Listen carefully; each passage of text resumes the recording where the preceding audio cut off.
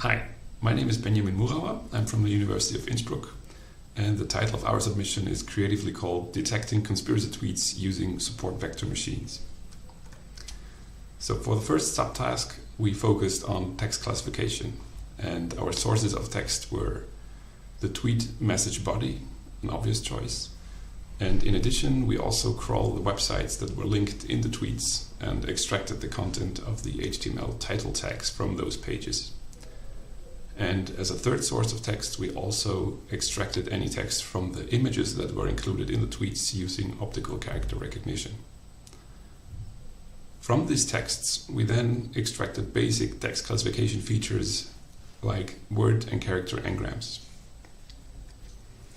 We also used several different classifiers, including a linear support vector machine, a calibrated version thereof using Platt's method, and also extra random trees classifiers.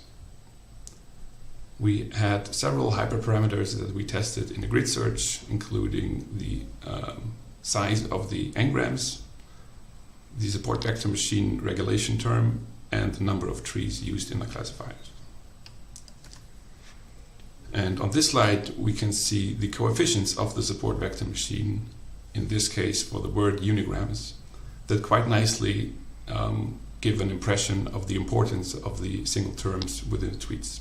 And we can see that especially for distinguishing the two classes 5G corona conspiracy and no conspiracy, the term 5G and also Wuhan and symptoms are very distinctive. For the other class, it is not easily detectable or not intuitive what the weights of the single terms are to be interpreted. As for the graph classification subtask, we are not very experienced in graph classification.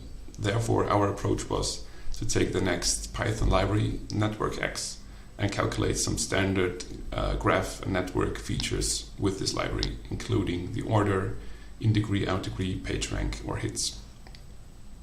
Then we also added polynomial feature generation to find any hidden latent features between those features, and used the same classifiers as in the first subtask, and additionally added two more, k-nearest neighbor and naive Bayes, and also added some more hyperparameters to fit those new classifiers and the polynomial feature generation.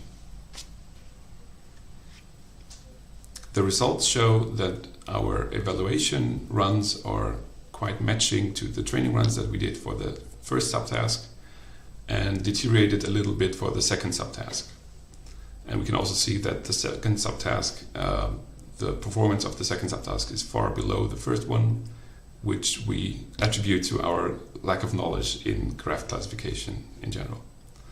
In general, we always used the fine-grained classification task, so we had all the classes as possible output classes and never used the not sure option that was described by the task organizers.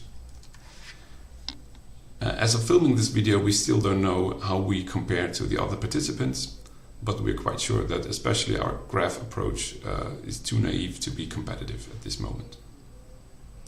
Thank you for your attention.